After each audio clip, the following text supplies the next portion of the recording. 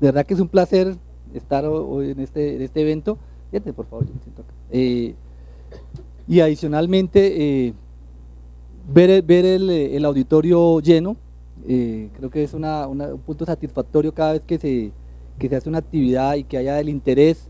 Sabemos que ya empezó diciembre, hoy es viernes, y estar acá, de separar el espacio, el tiempo para poder venir y escuchar y pues también aportar. Yo creo que la idea, vamos a hacer un panel de preguntas abierto, más que preguntas de comentarios, discusión. Creo llevarlo más como un conversatorio que otra cosa, en el cual queremos plasmar las experiencias y los puntos de vista de diferentes espacios de la atención de este modelo de enfermedad.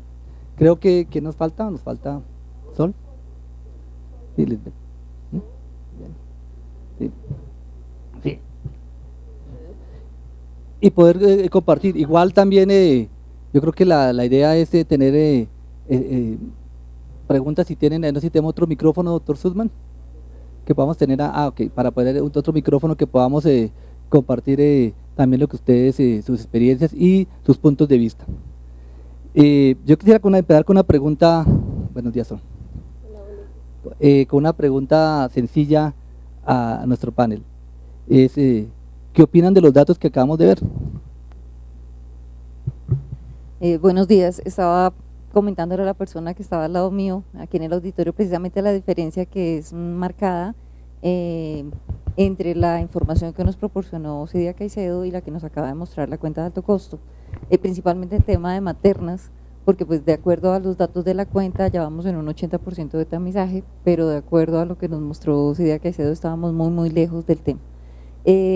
Como invitada y representante de las aseguradoras, yo les quisiera decir que efectivamente hemos avanzado mucho en la calidad del dato, pero que aún tenemos falta de comunicación entre los diferentes sectores, y creo que esto incide de forma importante en que la calidad de información que vemos, según de dónde la midamos, varía de manera palpable, como lo vimos hoy.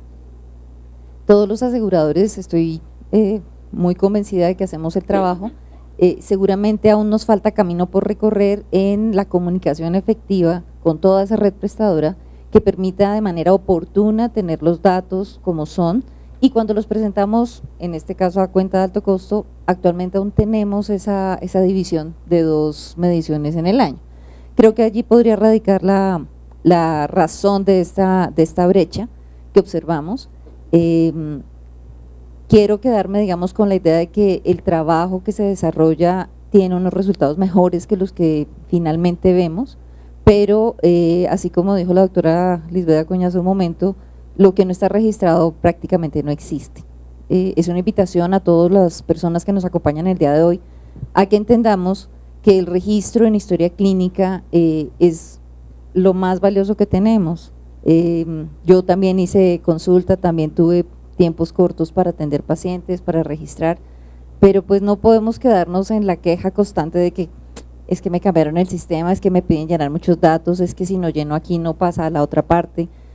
Somos parte integral y la base es que todos los profesionales de salud que intervenimos pacientes registremos la información, no solo la hagamos, sino que quede esa trazabilidad. Allí es donde se refleja lo que todos realmente estamos haciendo. Hola, Mónica. Bueno, con respecto a lo que mostraba Lisbeth de los indicadores, el de carga viral indetectable, pues a los clínicos nos llama poderosamente la atención y es preocupante, pero también el último slide que ella muestra, donde habla de calidad de la información, ¿sí? Si yo digo que una IPS tiene muy buena calidad de la información, lo que estoy diciendo es que si la IPS dice que el 80% de sus pacientes tienen cargas virales mayores a 100.000, el auditor de la cuenta de alto costo va y mira y efectivamente es así. Y eso quiere decir que es una IPS que tiene muy buena calidad de la información. No podemos confundir la calidad de la información con indicadores de calidad de atención, y eso ha pasado. Y pasó que algunas IPS mostraron el ranking, digamos, de calidad de la información como que estaban haciendo muy buena gestión, y eso no es así, ¿sí? Cuando la cuenta de alto costo habla de calidad de la información, es lo que les acabo de decir. Si yo como IPS les dije que no había vacunado a ninguno de mis pacientes y el auditor llegó y evidenció mis historias clínicas y efectivamente ninguno estaba vacunado, quiere decir que mi dato tiene buena calidad, no que esté haciendo bien las cosas. Bueno, me dan un poco los comentarios de las compañeras y sí considero que hay que tener mucho cuidado con el seguimiento y el reporte de los datos, ¿sí? Y nos pasa con la cuenta de alto costo en algunos casos y para el seguimiento también de los datos de otros procesos. Digamos que esa diferencia también de porcentajes con el ministerio pues también depende de la fuente de donde se está sacando el dato. En la medida que logremos reportar lo mismo a todas las fuentes de información, como el porcentaje de tamizaje a las gestantes, ¿sí?, que difiere bastante, por ejemplo la 4505 con la cuenta de alto costo, pues podemos tener un dato real, ¿sí? Entonces, pero en ese ejercicio también debemos ser muy juiciosos. En la cuenta de alto costo también a veces reportamos cosas que no tenemos, y lo digo porque hicimos un ejercicio de hacer seguimiento de algunos casos y cuando fuimos a mirar a veces no eran pacientes tampoco con VIH, ¿sí? Entonces creo que eso ha mejorado, que la última cuenta ya está mucho mejor los indicadores, pero que tenemos que tener cuidado con las fuentes de datos que utilizamos y con lo que dice la doctora Mónica, ¿sí? Una cosa es la calidad de la información que estamos dando y otra cosa es la calidad de la atención frente a lo que nos están mostrando los indicadores. Evidentemente lo que hemos visto en el transcurso de la mañana es un tema de calidad de información y pues evidentemente encontramos indicadores que vemos que hay informaciones que no nos concuerdan, que a pesar de todos los esfuerzos que hacemos en el cruce de las bases, seguimos teniendo registros que no dan en esa calidad, que es un esfuerzo grandísimo para las aseguradoras, para los profesionales en el tema de capacitación también frente al diligenciamiento, frente al tema de la notificación, porque a veces encontramos profesionales que no tienen la claridad de la ruta de estos procesos. Entonces hay que arrancar desde un proceso de capacitación al talento humano para fortalecer todo el tema de las fuentes de información, porque ahí es donde tenemos grandes vacíos en la información. Y yo creo que uno de los temas que nos permite hacer una buena intervención y planes de mejora es tener buena calidad del dato. Si tenemos problemas de calidad del dato, pues puede ser que nos enfoquemos donde no es y puede pasar las tergiversaciones como lo plantea Mónica en su análisis. Es importante que acá en este punto hay que sincerarnos todos sobre la importancia que la calidad del dato depende de todos. Y realmente una vez queda preocupado cuando los datos de hoy, pero los que mostraba así hace un año en una reunión que en noviembre del año pasado, en que mostraba con un indicador que es muy duro, como es el indicador de mortalidad, hay una diferencia entre el 20 al 30% dependiendo de dónde lo mirara uno, donde supuestamente es un indicador que no debería haber diferencia, porque es la mortalidad, y había, si lo miraba por Civigila, si lo miraba por estadísticas vitales, lo miraba por la cuenta de alto costo, y esa diferencia es significativa. Igual si uno mira la diferencia grande entre lo que plasma el sistema de salud como pues, la cuenta de alto costo de tener una prevalencia de VIH entre 0,12 y 0,15, con lo que puede ser claramente, y no es el objetivo de la cuenta de alto costo de evaluar la prevalencia del país, ese no es el escenario, pero uno podría también, dependiendo de cómo lo analice, podría decir estamos bien o estamos mal, y probablemente sabemos que no es el 0,15, no es la realidad, 0,15 es lo que el sistema tiene detectado, identificado, pero no es la realidad, y que probablemente ahí tenemos una brecha muy importante en la aproximación, en el control, podemos decir así, de la enfermedad. Y yo entraría a tocar ese punto con la diapositiva que mostraba el doctor Sussman al final, para hacerle la siguiente pregunta. ¿Qué opinan y qué creen en donde nos debemos centrar fuertemente en poder cumplir el famoso triple meta en el 2020? Tenemos 3 años, si somos optimistas, 3 años. Y tenemos una meta importante. Para los que no están familiarizados, la triple meta es 90% de personas que conviven con el VIH que estén diagnosticados, 90% que estén en tratamiento antirretroviral y 90% que estén indetectables. Tenemos ahora por acá para... Bueno, para nosotros desde Secretaría de Salud hemos hecho un gran esfuerzo a través de nuestra estrategia distrital Ponte a Prueba. A través de esta estrategia nosotros implementamos desde el año 2013 pruebas rápidas gratuitas en la ciudad y hemos venido haciendo un ejercicio continuo. A la fecha de hoy nuestros equipos del plan de intervenciones colectivas por sus redes tienen pruebas gratuitas en diferentes espacios. Eso pues buscamos aumentar el primer 90, ¿sí?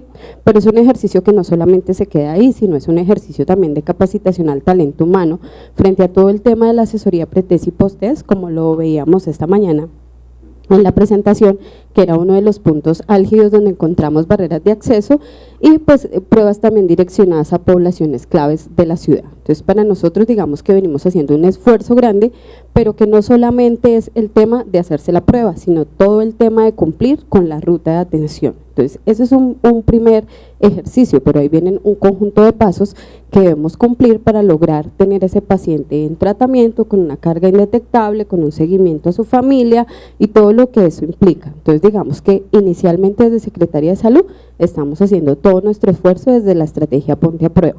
Asimismo, trabajando con las aseguradoras, haciendo todo el ejercicio para capacitar su talento humano, para todo el entrenamiento de pruebas rápidas en la ciudad. Llevamos en este año casi 500 profesionales y pues lo que buscamos es obviamente aumentar la meta, que todos los profesionales se puedan certificar, que estén dentro de nuestra base, que tengan los conocimientos y que asimismo pues hagan parte del diferente área donde se encuentre, nos apoyen frente a la demanda inducida para la prueba.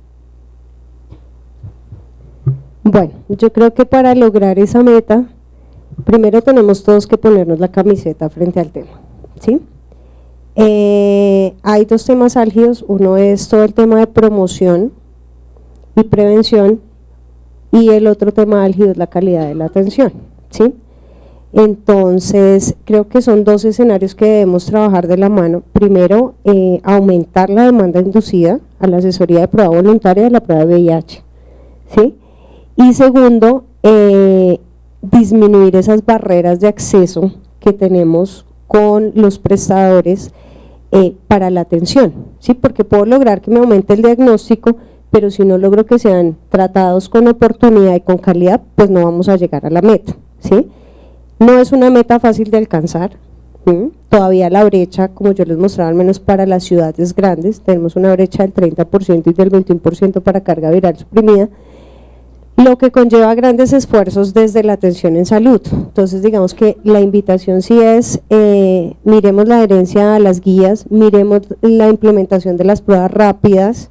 Sí, la prueba rápida no es la que enviamos al laboratorio y se demora 2 a 3 días en ser procesada. Miremos la oportunidad del inicio del tratamiento en las personas que lo requieren, ¿sí?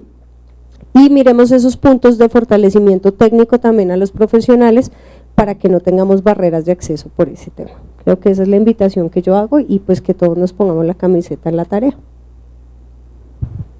Bueno, yo creo que en lo que más estamos quedados es en el primer 90 precisamente, que es el de diagnosticar o identificar a las personas que están infectadas. Si le hacemos caso a la prevalencia de onucida, en Colombia deberíamos tener más o menos 130.000, 140.000 personas con VIH y según el último informe hay 83.000, o sea nos faltan 60.000 personas y esas 60.000 están infectando a más personas y ahí es donde nunca vamos a cerrar pues el ciclo o la meta de eliminar en el 2030 la infección. Acá, ¿quiénes son prestadores, aparte de la doctora? ¿Quiénes son EPS, aseguradores, perdón? Uno. Ahí nada más ya respondimos la primera, ¿sí? O sea, en el aseguramiento no hay la política de diagnosticar toda la brecha que nos falta en el país. Y mientras dentro de los mismos aseguradores no exista esa política, pues va a ser muy difícil que Colombia llegue a alcanzar la meta. Me senté con 2 aseguradores diferentes y les propuse lo que les cuento. Hagámosle la prueba de VIH a las parejas hombres de nuestras embarazadas. Porque estamos enfocándonos solo en las embarazadas en hacerles la prueba, pero ¿y dónde queda el esposo?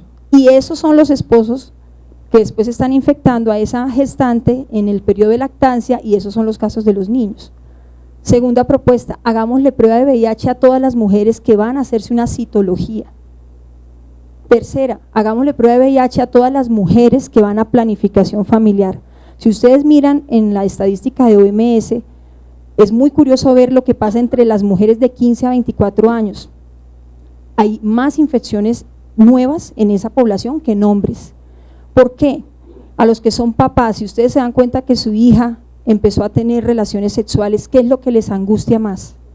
Que se embarace, y van corriendo, así como nosotros que estamos en salud, van corriendo donde el ginecólogo a que le dé algo de planificación, idealmente de depósito, pero nadie les habla a las mujeres de la doble protección. La mujer se tiene que proteger del embarazo no deseado y de las infecciones de transmisión sexual, y en nuestro país esa no está en la mente de los papás, ¿sí? Ni de las niñas.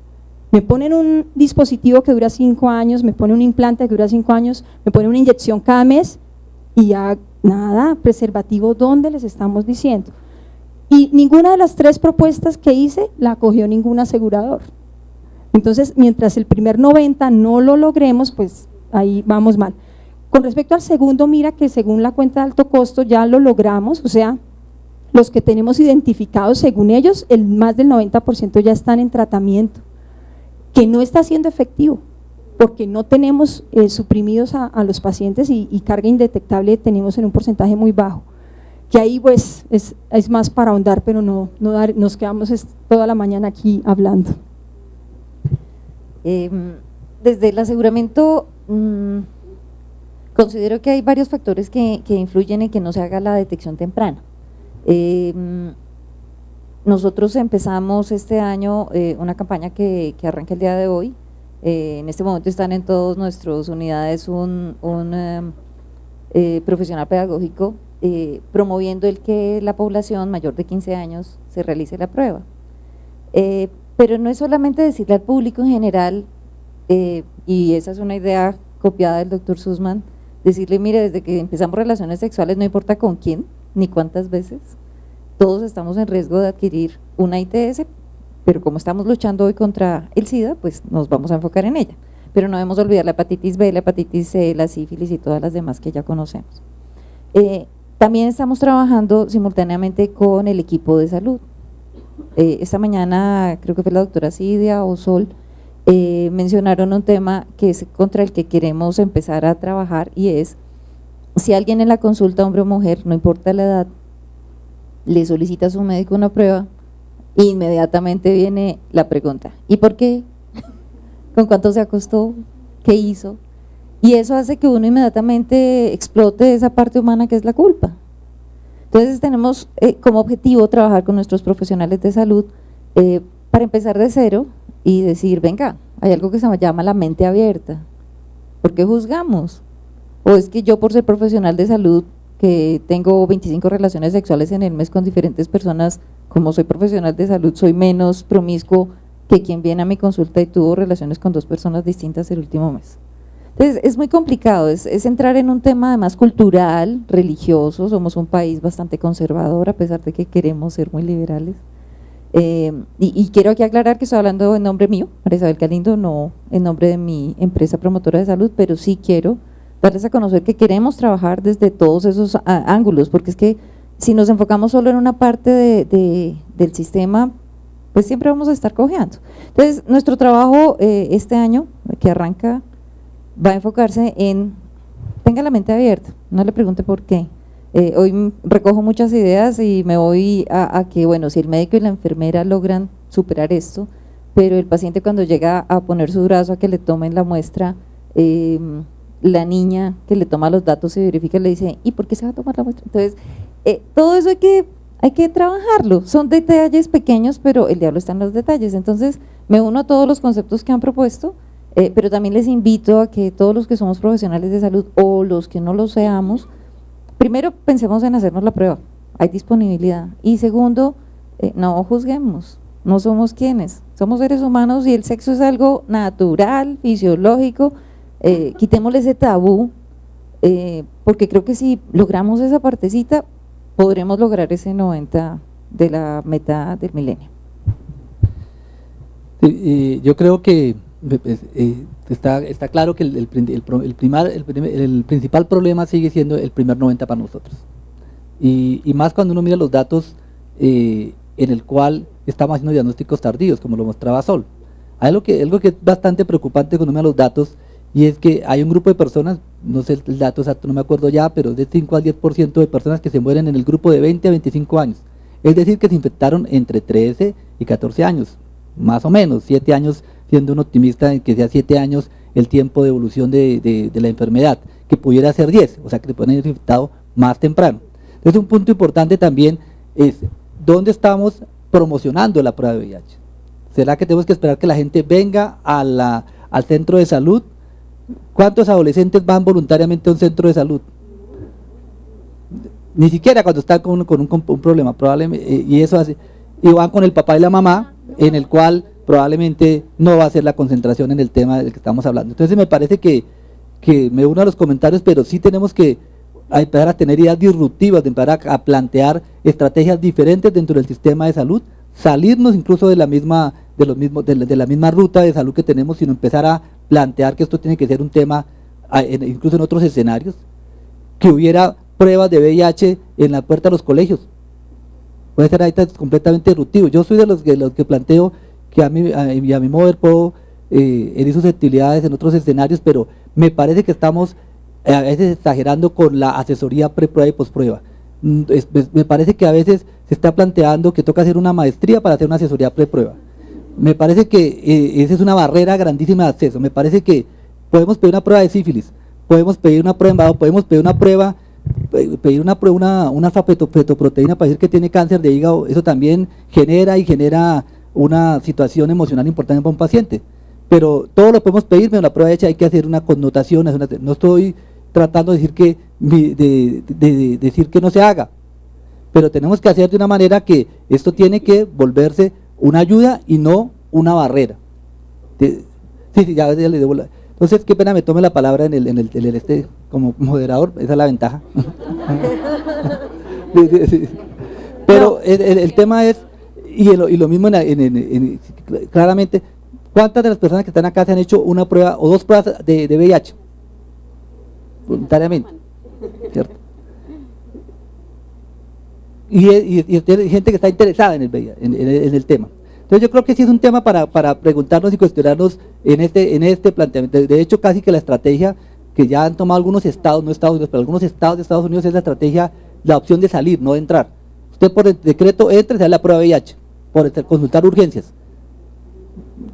Usted puede decir, oiga, ¿sabe qué? Yo no quiero hacerme. Bueno, usted tiene la opción de decir no, pero de entrada se le hace. Es ¿por qué? Porque han detectado que detectan entre 1 o 2% de casos adicionalmente, y eso logra cortar el tiempo. Entonces son estrategias que pudiera plantearse. La otra estrategia de detección temprana también de prevención, que vamos a hablarlo en la tarde, pero para tenerlo en cuenta, es también empezar a hablar abiertamente de otros temas como la misma estrategia PrEP, que puede ser importante para grupos de riesgo, que claramente no es que se esté promocionando al que todo el mundo ahora no tenga ninguna medida de precaución, pero ahora utilice medicamentos, ¿no? Pero hay que pensarlo abiertamente como sistema de salud. Y creo que en el otro 90, en los otros 90% que faltan, sí creo que el segundo es el que mejor estamos, ¿cierto? Lo muestran los datos y en realidad uno ve así, digamos que no es mucho la gente que se pierde en el sistema, no se diagnostica a mi modo de ver. Puede que sí ocurra un porcentaje, y desafortunadamente ese porcentaje que pasa es el que se pierde, pero yo creo que lo que mostraba Sol es bien importante. En el tercer 90, claro, el tercer 90 es que sea indetectable, ¿cierto? Es que es un punto importante, pero acuérdense que ese es el punto ideal, pero fíjense que lo que estamos viendo es que la gente que llega a los servicios o al sistema de salud se está muriendo por cosas prevenibles, tardíamente, que pudieran tratarse. Es decir, nos falta adicionalmente, y esta área responsabilidad de nosotros, de todos, la formación en la atención, no solo del VIH, sino las comorbilidades y las otras cosas en todos los servicios, no solamente en los centros de atención de VIH, sino en general en el sistema. Que un paciente que llega a un servicio de urgencias, el médico que esté ahí pueda tener la capacidad de enfocar, puede que no saberse cuál es el último detalle del manejo de la TBC multiresistente, pero sí saber que tiene tuberculosis. Y otro punto final, ya que no me tomo más la palabra, es planteémonos también, así como hay estrategias de número de sintomáticos respiratorios para tuberculosis, ¿por qué no hay porcentaje de pruebas de VIH en población que no tiene factores de riesgo? ¿Por qué no pedimos que cada asegurada tenga un número determinado la meta es que esta centro de atención primaria tenga el 10% de los que consultan a urgencia tengan solicitado prueba de VIH como un indicador de calidad. Creo que hay una pregunta y luego el doctor Suzma. No, un comentario puntual, y es que también tenemos que empezar a trabajar en el país en la prevención combinada, ¿sí? Y eso es clave, y revisar la posibilidad del tema del autotest. Creo que es un tema que hay que trabajar en el país con el ministerio, ya hemos tenido unos avances, pero ya tenemos que salir del uso nomás del condón porque pues no está siendo efectivo, entonces para dejarlo ahí. De acuerdo, yo quería comentar algo que comentó Carlos y comentó Lisbeth, que es muy importante, es que cuando nos centramos en las estrategias de OMS o del Fondo de Poblaciones de Naciones Unidas que nos dice trabaje sobre los famosos grupos clave, grupos núcleo, nos olvidamos de que el único factor de riesgo para adquirir una infección de transmisión sexual es una sola relación sexual no protegida. Si bien es cierto, a mayor número de relaciones, a mayor número de parejas, mayor riesgo, una sola relación es suficiente. Y yo creo que allí es donde nos estamos equivocando. Y estoy de acuerdo con Carlos, la prueba debería estar disponible en todas partes y quitarle dos cosas: consentimiento informado, lo ha quitado del mundo. Colombia es de los poquitos países que seguimos amarrándonos a un consentimiento informado, que no debería ser. Eso es una discusión con los bioeticistas, pero lo deberíamos hacer y deberíamos promover un foro para que retiremos el consentimiento informado de la prueba de detección del VIH, ¿sí? Y la disponibilidad de pruebas, aún como tú lo planteas. Mira, uno va a los Estados Unidos y en los Walgreens está la prueba ahí disponible para que la gente se la haga, ¿sí? Y que haga parte del kit de urgencias. Cuando uno habla el programa de Texas con Roberto Arduino, que nos contó lo que ellos hicieron, que es hacerle pruebas de VIH a cualquier persona que llegue a urgencias independiente de la causa. Incluyendo los acompañantes. Incluyendo los acompañantes, las detecciones van más allá del 8%. Miedo a los aseguradores, ¿sí? Ninguno. Julio Montaner tiene el mejor modelo para demostrar eso en Canadá. Convenció a las autoridades de salud de hacerle pruebas, de aumentar el número de pruebas de VIH. Julio está en Montreal, ¿no? ¿Sí? Vancouver, en Montreal, ¿sí? En Vancouver. Y aumentó en más del 90% las pruebas, aumentó en más del 90% los diagnósticos.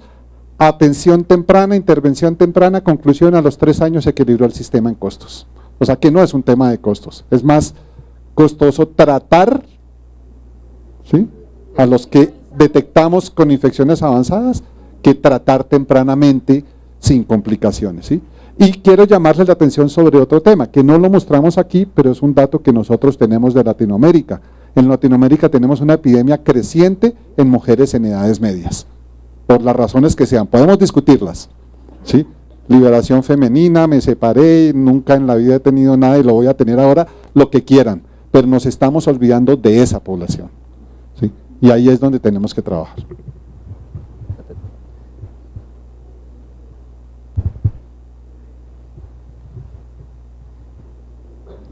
Les voy a hacer la última pregunta, y es, en este panel estamos de diferentes representaciones, digamos, dentro de la misma sociedad civil o sociedad del sistema de salud, si lo podemos llamar de esa manera. Si ustedes estuvieran en una posición diferente, es decir, tú no como secretaría, sino como aseguradora, por ejemplo, ¿qué harías? ¿Qué no estás haciendo ahora? O ponte en el papel de otro. Cualquiera. ¿Quieres ponerte el papel del ministerio o el del Instituto Nacional o menos el de la CINE? No mentira.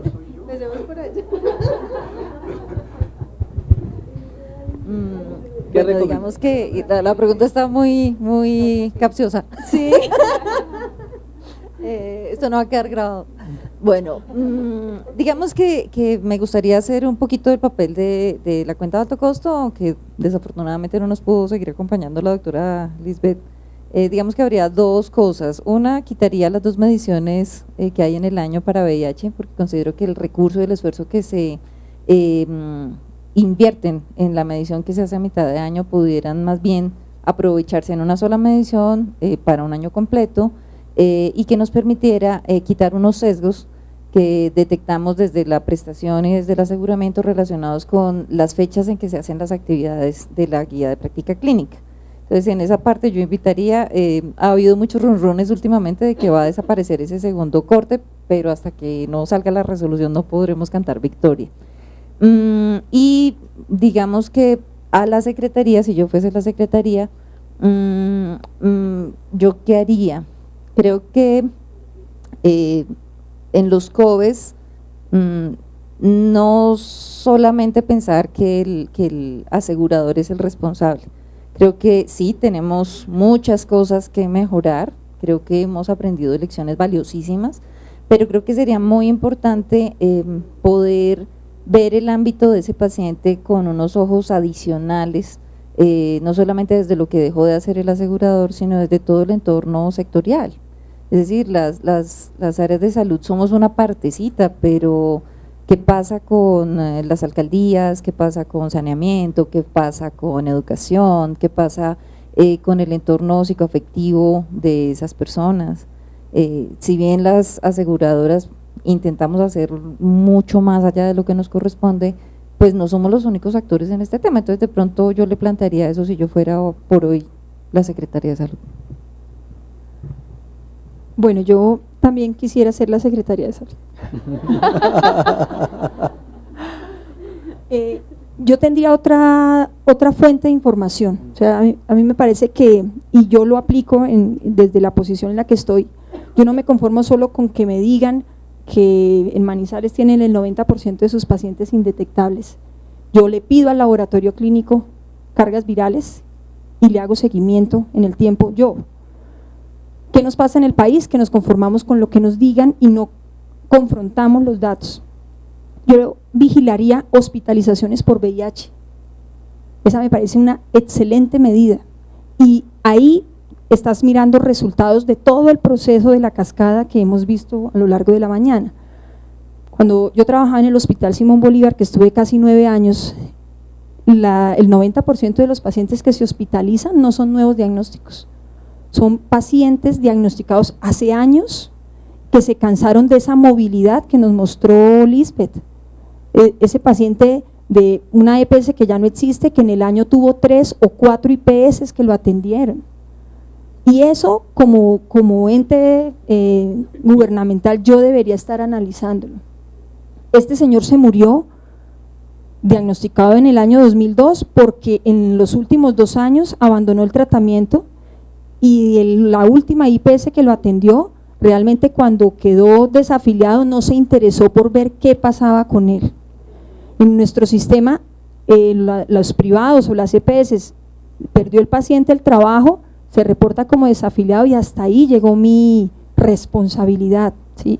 Hablan de movilidad, pero ojo, es para Sisbén 1 y 2. Si tú eres Sisbén 3, la EPS no te puede meter al subsidiado y ese paciente está quedando volando en el sistema y son los que terminan muriéndose en los hospitales públicos después. Eso sería uno.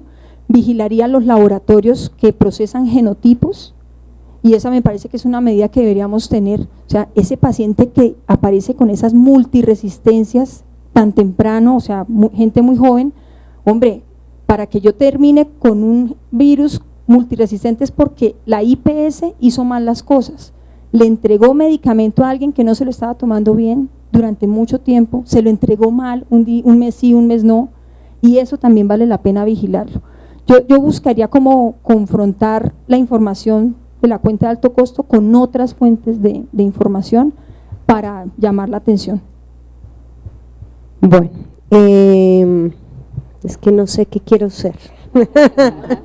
No, mentiras. 2 cosas puntuales. Uno, si fuera EPS, realizaría unos estudios realmente de costo-beneficio frente al diagnóstico temprano. Sería lo primero que haría. Y lo hablo desde la plática, que es lo que nos gusta hablar, ¿sí? Hablándolo acá a carta abierta. Y miraría qué me sale mejor y con qué gano más. Si fuera el ministerio, primero considero que tenemos que empezar a andar más rápido sobre la actualización de las guías, 1. 2, las resoluciones deben ser más efectivas y más puntuales. Ahorita estamos demorados en ampliar los profesionales que pueden hacer prueba rápida porque falta avalar unos perfiles que está a puertas de salir la resolución, entiendo. Entonces, en ese tema y en lo de las guías, digamos que la normatividad que se genera desde el ministerio sí hay que revisar porque hay unas trabas ahí que nos demoran a hacer otras acciones o que se puedan fortalecer las acciones del plan de intervenciones colectivas. Entonces digamos que son como las 2 cosas puntuales que yo revisaría. Bueno, si yo estuviera en la postura de un asegurador, a mí me gustaría realmente revisar la contratación, ¿sí? Todo el tema de los contratos para el abordaje integral de las ITS VIH, ¿sí? Porque pues nosotros hablamos mucho de VIH, pero va unido también otras ITS, y en ese paso a paso es donde se nos pierden los pacientes, ¿sí? Entonces, cuando nosotros tenemos una contratación integral, donde yo sé que le voy a prestar a mi paciente todo un conjunto de procedimientos, donde está muy claro el paso a paso, pues se me puede perder ese paciente. Pero cuando yo le hago aquí en un punto una atención al paciente, pero lo mando al otro extremo de la ciudad a otra atención y luego lo mando a otros 20 días a otro servicio, pues ahí el paciente se me va a perder, y más en un tema pues de estigma y discriminación, como lo sabemos que es el tema de VIH. Entonces, para mí sí sería muy interesante hacer una revisión de esos contratos y cuáles son nuestras IPS de atención primaria y cómo estamos haciendo esa demanda inducida del paciente, porque ahí es donde arrancamos. Entonces, yo sí haría ese ejercicio muy minucioso. Yo no me puedo quedar atrás, ¿cierto? Yo qué quisiera hacer, bueno, si fuera el ministerio, yo haría un ranking de los mejores youtubers y haría una campaña masiva de prevención en los medios de comunicación para los adolescentes. Y me centraría en volver a relanzar el pollito, una estrategia diferente. Y si fuera la cuenta de alto costo, probablemente reorganizaría los indicadores, probablemente haría una estratificación del valor de cada indicador. No puede tener el mismo valor un indicador que me diga que tiene porcentaje de cubrimiento de darle trimethoprim sulfa a un paciente, para poner ejemplo, versus indicador de mortalidad. Si yo tengo una mala mortalidad, debería ser menos 20 puntos, porque es un indicador de la vida de alguien. Mientras que el otro podemos subsanarlo. Entonces me parece que deberíamos tener una estratificación de indicadores y reorganizar los indicadores. ¿Doctor Suman quiere ser alguien o mejor acabamos en acá? ¿Qué quiere que sea? No. Esto es voluntario, Esto es voluntario.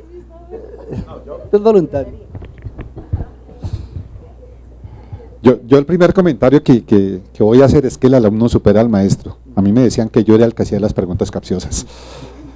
Y me superaste, Carlos. Bueno, a ver, yo si fuera secretaría, yo lo que haría era meterme en prevención, punto. Prevención a todo nivel y acceso a pruebas, ¿sí? Y tratar de quitar todas esas barreras. Si fuera EPS, evaluaría cuál es la calidad de mis programas de atención. Y aquí yo quiero poner un dedo en la llaga. Y lo puso Lisbeth, que una cosa es tener buen registro y otra cosa es ser bueno en lo que se hace. Y ser bueno en lo que se hace son los resultados que tenemos con pacientes. Y no hay derecho a ver lo que estamos viendo en este país. Aún en ciudades nuestras, en ciudades grandes como Bogotá, en donde vemos programas que no le brindan a los pacientes lo que necesitan. Entonces, si yo fuera EPS y si yo fuera Ministerio y Secretaría, haría un programa conjunto de evaluación de la calidad de atención que se hizo y que se quedó guardado en el cajón de algún ministro. Y yo retomaría eso. ¿Sí? Y si yo fuera paciente, que tú no lo pusiste, exigiría tener el mejor programa de atención y recibir lo que tengo que recibir. Y no que me peloteen de IPS en IPS y que cuando me pelotean de una IPS a otra, decidan cambiarme de tratamiento porque al médico que está al frente o al administrador que está al frente se le ocurrió que hay que disminuir costos, cuando de pronto esa disminución de costos de hoy va a significar una multiplicación de costos del mañana. Gracias, Carlos, por la oportunidad. Bueno, creo que se nos pasó el tiempo. Muchísimas gracias a los panelistas.